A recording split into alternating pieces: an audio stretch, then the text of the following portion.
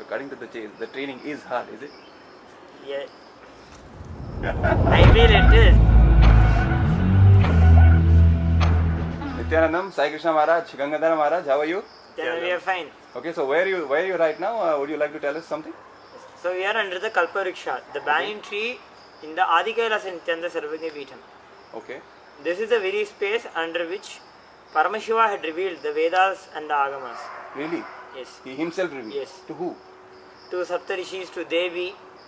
Okay. Even Sri Ramachandra Prabhu had received the signs of Agamas in this very space. So he, for the first time on planet Earth, Vedas and Agamas were revealed here? Yes. Oh my God. It is in this space, but this space is connected to the multiple dimensions of the cosmos. Okay. Is there written in the first chapter of the Kamik Agama Alright. about where the location is of this banyan tree. But this is a portal that connects multiple dimensions, and you can experience it as a reality here. So many beings you can see. What do you mean, like multiple dimension? I don't understand anything. Many of us, we have seen deities or beings from different lokas actually walk around here. You mean aliens? Not exactly aliens. Then? They are not alien, they are very much here only. They are actually, yes, they are very much here. In Hinduism, we don't have concept of aliens. Oh, Everything's interesting. all inclusive. Alright, so they are like family. Vasudhaiva Kutumbakam. Yeah. Wow. They are family and they protect this place, they heal us, they attend to everyone in their own way, in their special way. Being from all those different Yes, planes. yes, yes. Wow. Yes. So it's a very high energy place that you're currently living under, right? Yeah, it is Kalpavriksha. Wow. So how does this translate into your daily lifestyle? What do you guys do? Would you like to enlighten the viewers about it? Yes. So basically, what this banyan tree itself means for us, it is Paramashiva. Our whole life itself is centered on Paramashiva. Everything we do is just for him. Okay. May it be, say, learning mantras, or may it even be something that we might call outerworldly, like Eating things food. like Okay. Eating food also is for him. Annadanam is only done here. Okay. even things like making websites, posters, flyers, accounts. Everything we do is centric on Paramashiva. Alright. And what is the work that you do on day-to-day basis, daily? What's your daily routine like? So we basically wake up like early morning, 4:30. Our day starts with the Pallichi, with the Suprabhata Seva, and throughout the day we are worshipping deities, connecting them. We do yoga. We that too also yoga, which is directly from the scriptures. Okay. Interesting. Like So- authentic, you mean? Yeah, Authentic it's yoga. authentic. It has Like for every asana we perform, we have a pramana. We Pramana have means? Shastra pramana is basically a verse that is directly in the. It's the word pramana itself is basically means something like a proof. Proof. Okay. That is directly from the Shastra.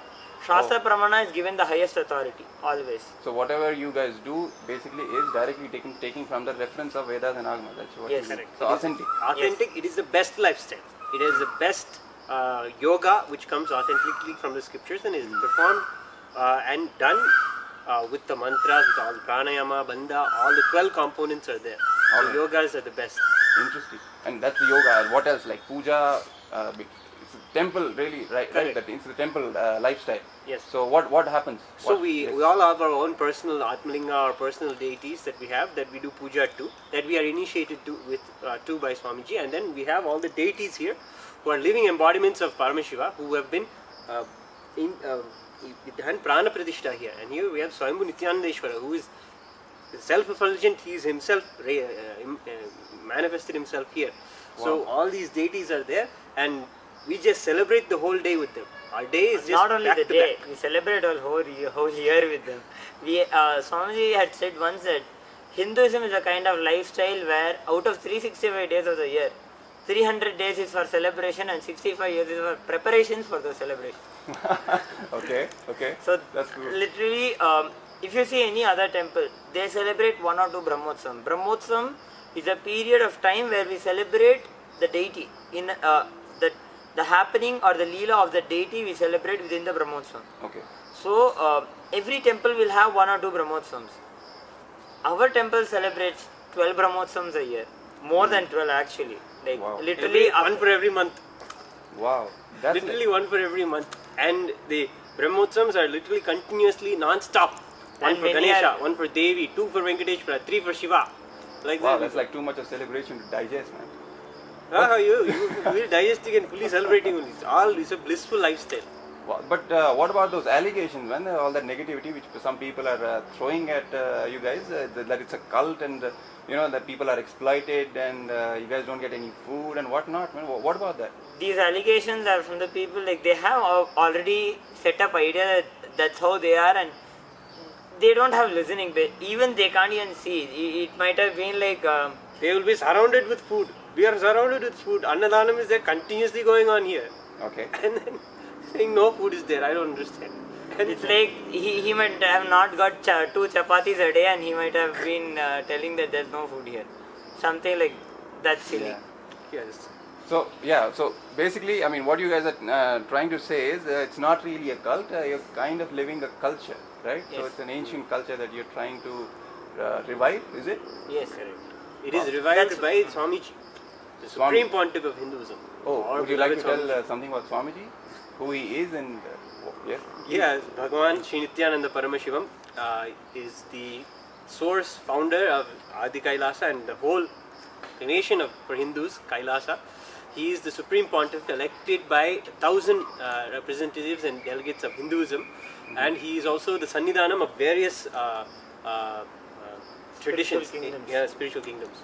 Oh, so you mean like ancient traditions and Ancient sampradayas of traditions. Hinduism, Yes. and he's the official head of, official ruler of those kingdoms, spiritual Yes, kingdoms. correct. You mean? Wow, so he's the real deal Correct, business, yeah. right? Those are separate cultures that are kept alive throughout by different sampradayas in different places. This Swamiji who is bringing all of them together and creating it like a seed bank here in Adi KAILASA, collecting all the seeds and keeping them alive here to be sprouted in all over the world again. That is the purpose of KAILASA. Okay, that sounds interesting. But what is it really about? Like, why this revival? What is the big deal? What is the context? Is it just another culture that you're trying to live just because your forefathers were living it, or is it something more?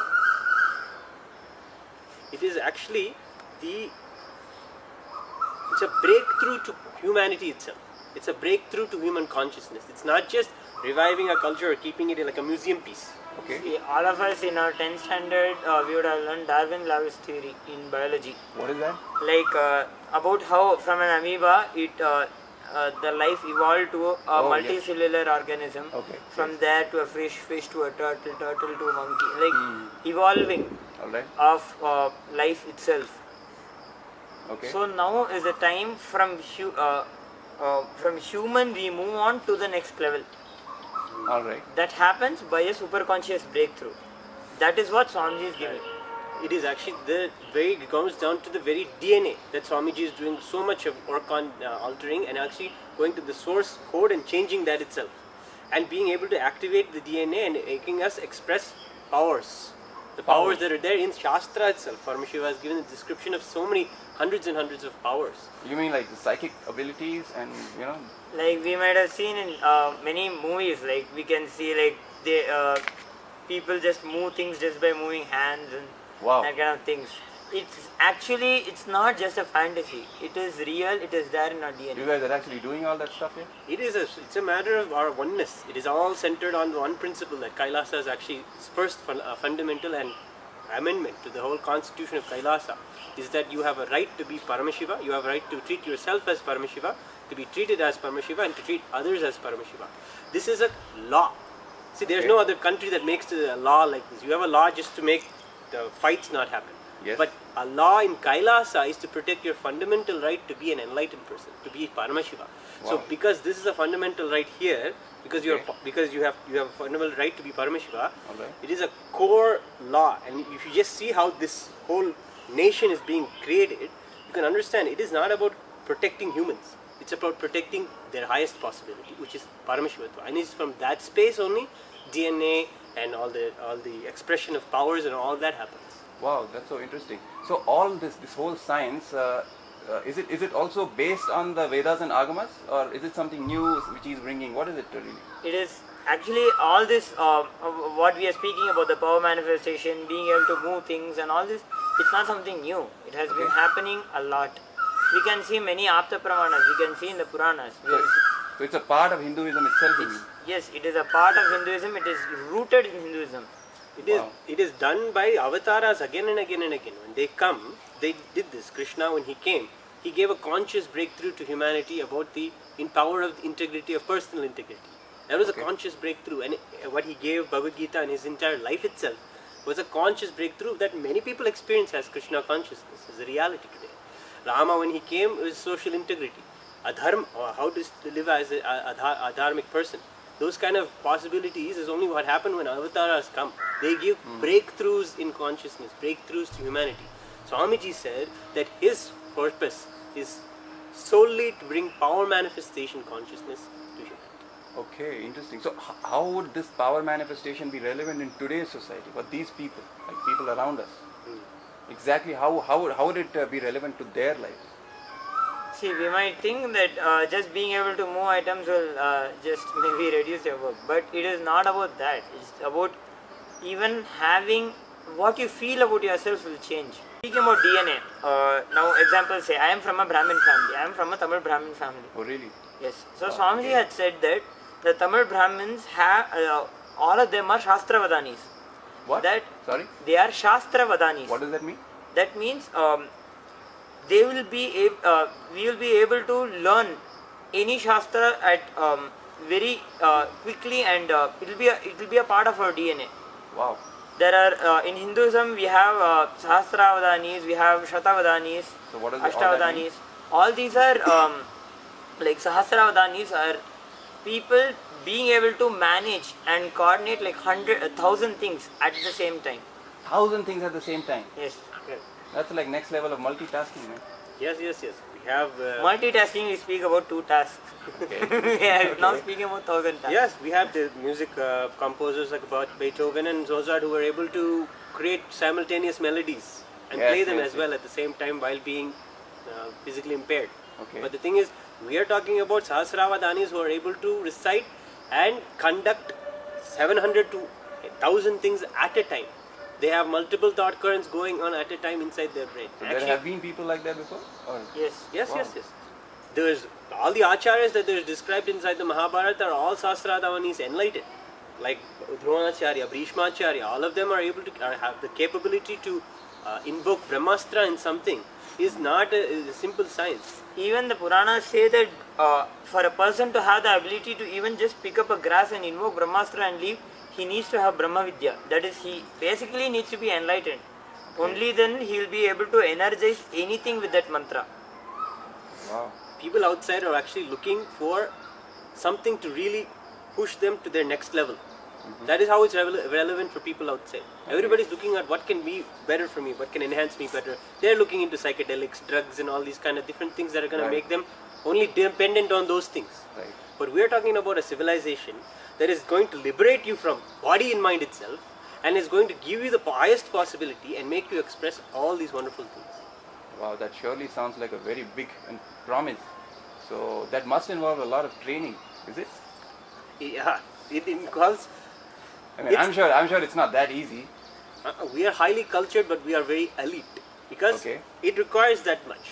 If you see What do you mean? If you see Swamiji's lifestyle, Swamiji's life itself, Okay. his life is an example of non-compromise.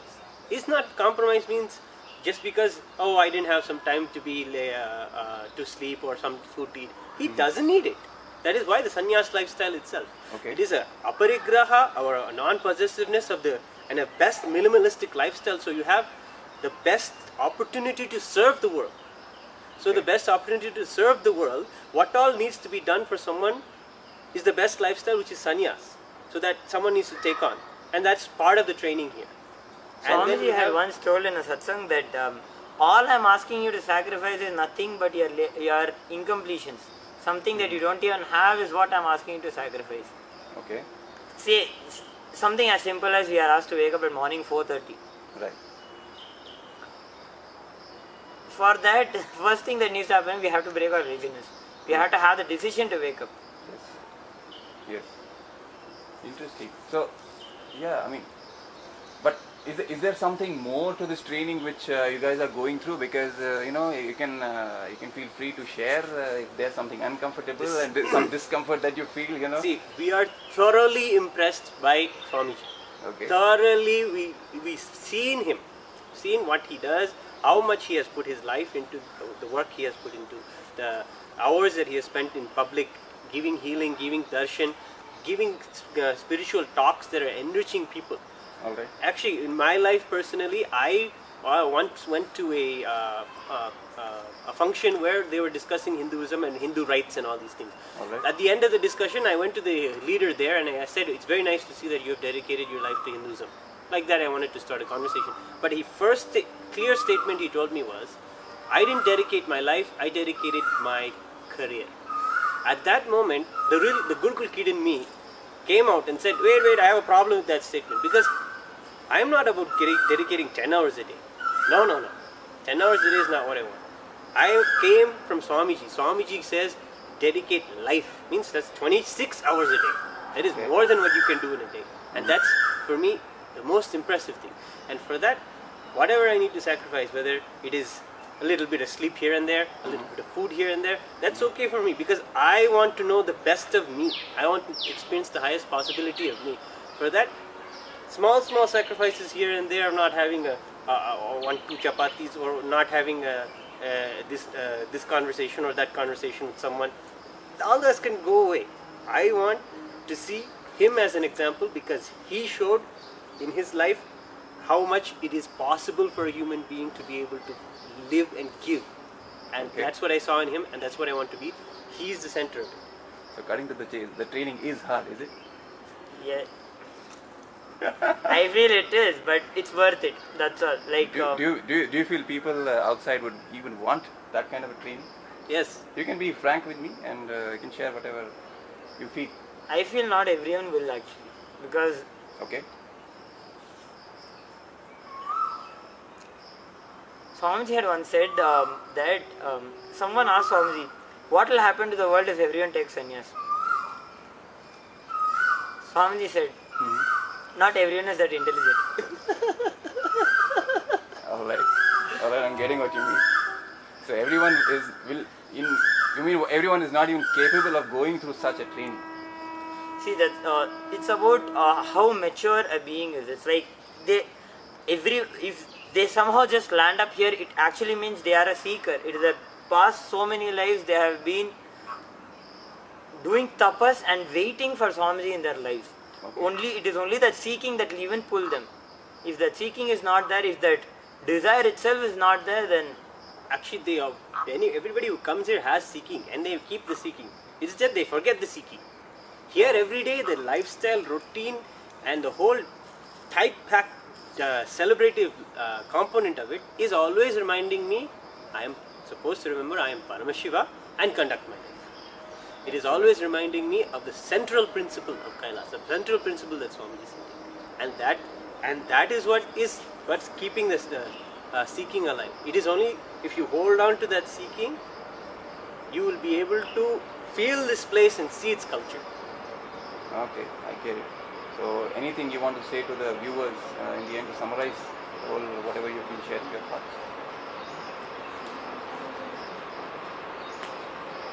The lifestyle here is the best. The lifestyle here is the most elite. It is non-compromising. The lifestyle here is created by Paramashiva, by Swamiji himself, the living incarnation of Paramashiva today. Whether it's the Gurukul, or whether it's the training, or whether it's the routine, or whether it's the temple ambience, or the power manifestation science, and just breaking through. Okay. Being able, stable, and available to this is what it takes to be here. There are many who are ready to do this, and with this, it's an open invitation for all those who want to take this path of sannyas and join us and celebrate our Paramashivatva with the Supreme Pontiff of Hinduism, our beloved Swamiji. Wow. I want to add a point. Like immediately you might not, it won't come as a yes. I've been for past so many janmas. I've been waiting for Swamiji. Let me go. No, it actually won't happen like that. No one knows what they were. We immediately don't. It doesn't happen like that. Basically, first you just get connected. You join. Then you actually start realizing who you actually are. You'll see that. Oh my God! Yes, I have so much. I can do so much. So first get connected. then you start realizing who you actually are. So even while in your pathway, if you feel that there are difficulties, do not give up and stay, because it is your past so many janmas you have actually been doing tapas and penance just for an avatar to land and to be able to be with him and his mission. Wow, that was so enlightening. Thank you so much for sharing your thoughts.